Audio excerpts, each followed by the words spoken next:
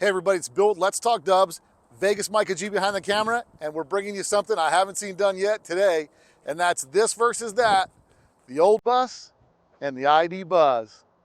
Let's get into it.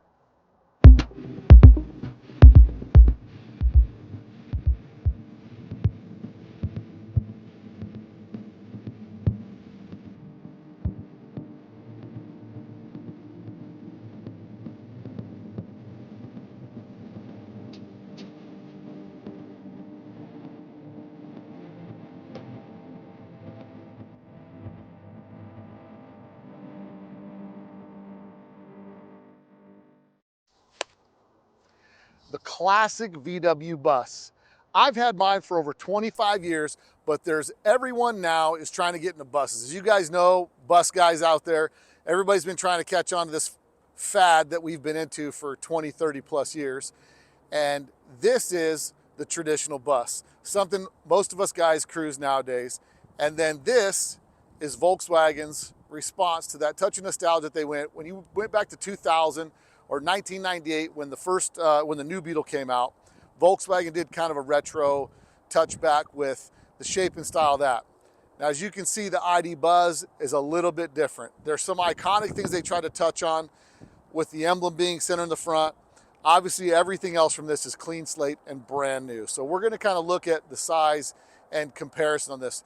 As you can see, just looking right at the two, that bus is lowered, this one is stock, and the original bus is quite a bit smaller in physical size. Now, with respect to weight on the two, that's gonna be the other biggest difference. The weight of the factory bus is 2,400 pounds. The weight of the ID Buzz, 6,100 pounds. So it's a pretty substantial difference. Factory wheels that came on this particular bus were 14s. This has been upgraded to 16-inch wheels. The new bus has 20s. So it comes stock with some dubs on it. And again, this is their modern version of what they're doing to maybe come up with a whole new market segment. But we're gonna kind of see how, because the push, the cultural push on this has been kind of touch back to their heritage, to their roots and all that stuff. And we're gonna see kind of how close this ID Buzz comes to the original VW bus. So let's check it out. Now, what do we all love about the bus? We love the front, the face of this bus, the VW logo, the four lights, the split windshield. Those are the iconic things that everyone knows about the VW bus that they know and love. Now, taking a look at the ID Buzz, they do have the VW logo on the front, so it's kind of a throwback to that. It illuminates, instead of four headlights, it's just got the two upper lights that are on there, and no split windshield, obviously, for, I'm sure, safety reasons and many other things that are at hand. But it's definitely different, and it's, I can't say it enough, it's quite a bit bigger. Now let's take a look inside.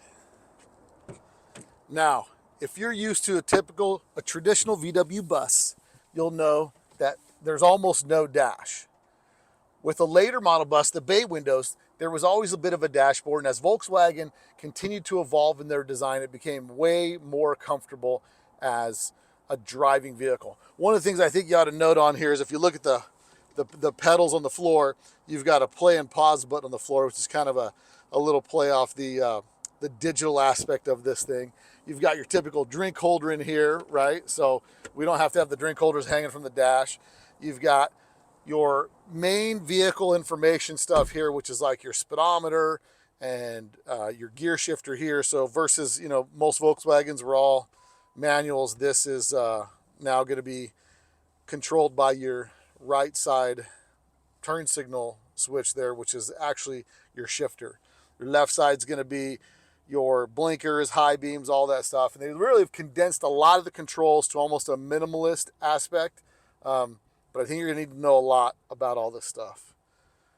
I think really first impressions getting in it, the windshield is real far out there. It's got there's a lot of room between me and that windshield. And it's definitely a different experience than some other newer contemporary cars that I've been in.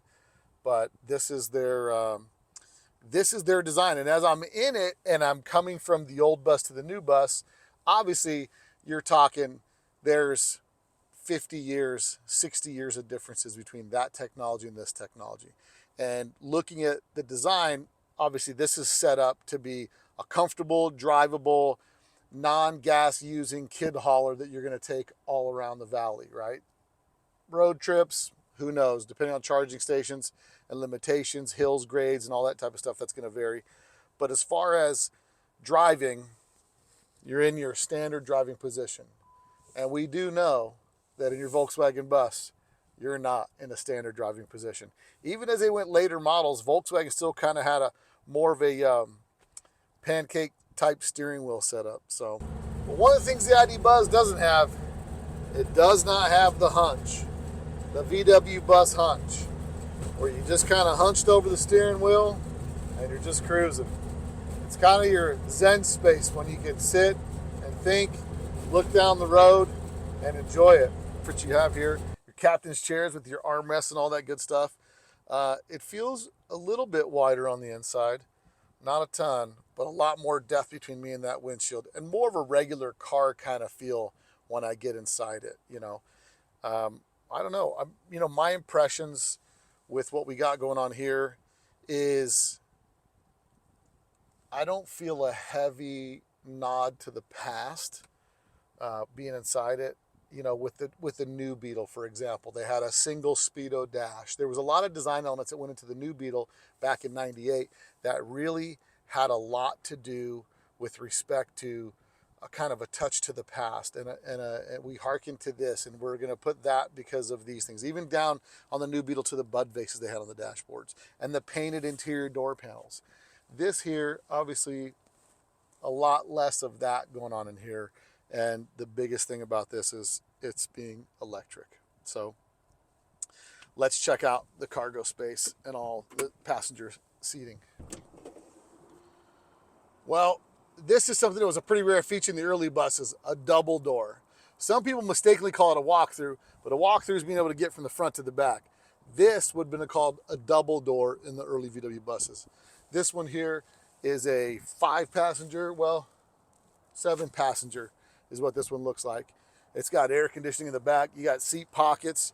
You got all kind of stuff that you didn't have in the original bus, but you definitely have seating for 7, which most of our early buses were designed to do. But 2 cargo doors for loading on either side of the street, loading and unloading the kids as fast as possible. And I don't know, I like the leather. We can always do leather in the bus, right? So no sunroof and skylight in this particular model.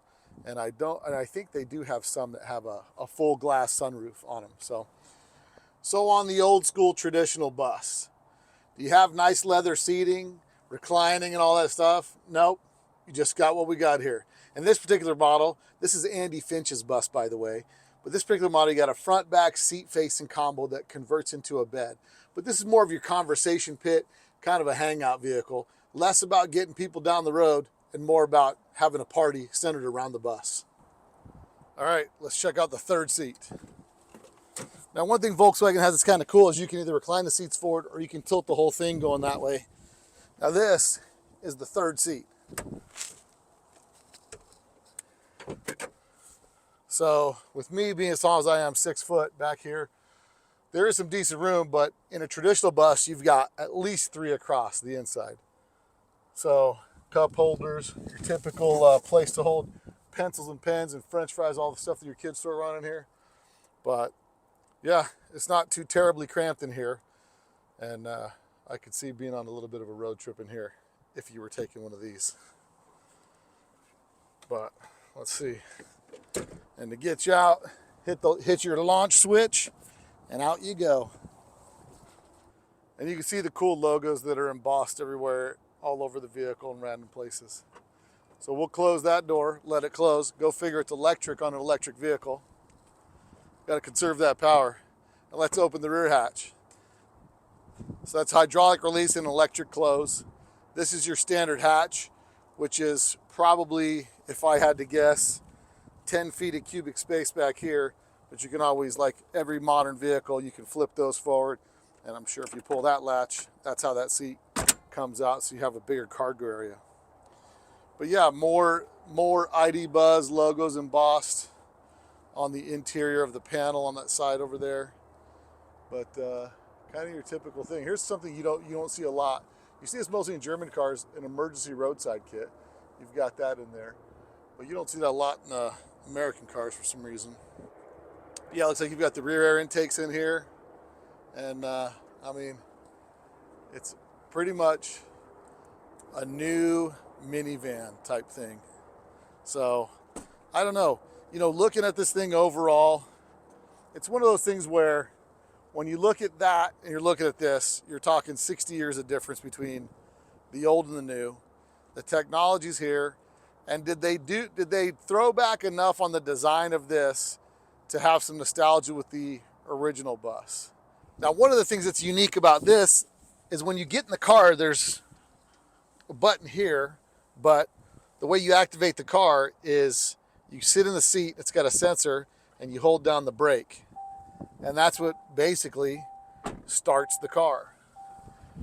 Okay, so the big difference between the ID Buzz and the traditional VW bus is just even the starting aspect of it. A lot of mechanical gears, but you do have that key where you get kind of a nice little visceral feedback of turning it on. There's no play pause button here, just 3 pedals. If you don't know how to work 3 pedals, I feel bad for you, son. Go ahead. All right, so to get this thing going after I've activated with the seat and the foot pedal, you just twist the knob. It releases the e-brake and puts it in forward gear. Pushing it one time just puts it in drive. Pushing it a second time activates regenerative braking. Now, if you guys listen to the podcast I did with Michael Bream, you know all about regenerative braking. As you let off the gas, it essentially turns the motor into almost an alternator where it starts to charge the batteries while putting a drag on the drivetrain to get things energized a little bit. So we'll take a little drive down the street here and see what we think. Now with the regenerative braking on, it's definitely more of a throttle modulation. Like you're using almost the gas pedal as a reverse brake. So if you let off the gas pretty sharply on one of these, you'll definitely feel like like you're driving with the emergency brake on. Now to take that off, you just click it back and you're in a regular drive mode. And we'll get this thing moving. But what's kind of listen, if you haven't driven an electric vehicle, one of the things that's a little different about it is there's no engine noise. And cars have gotten so quiet today, even Porsche puts a resonator inside the car that makes a little bit buzzing, so you have more of a driver visceral feel with engine and RPM and those types of things. Because with something like this, it would obviously be not a transmission, but really a gear, because the RPM on an electric motor will go to 100,000 with no big deal. So there's really it's not the same like a regular traditional car with RPM. So you can definitely feel it when you let off the brake with the regenerative braking. I mean, you definitely feel a drag on it, and you almost can stop the car without even using the brakes to some degree. I mean, most Teslas and things like that, if you drive them, they're really built the same way. But it's super quiet to drive. I mean, you don't have the bus hunch like you have when you're driving a classic VW bus. But again, I think this is more of a kind of a tip your hat to the past, but more of a nod to the future with this thing because of all the technology that's in it. All your gauges and everything is displayed right here. I think if I were to drive it, I would definitely be driving with regenerative braking just to try to get used to charging it and getting the most mileage I can out of it. One of the interesting things, I would think that after driving this for a couple days, you might be careful when you get back in your regular car and you want to be a little handier with the brake, because you're so used to this thing just decelerating real quickly when you let off the brake.